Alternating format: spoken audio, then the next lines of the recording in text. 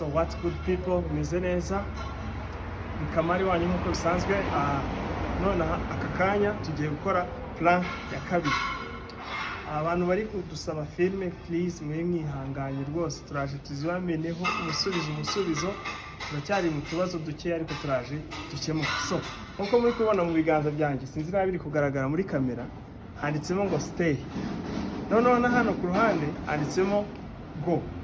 It means umuntu turi buhura aho ngiye kujya tugahura, ndamwereka ndafunga ibiganza gutya, then ahitemo ahari buhitemo niho turi buze. Niba ahitamo stay arastaying, nahitamo go turahita tujyana.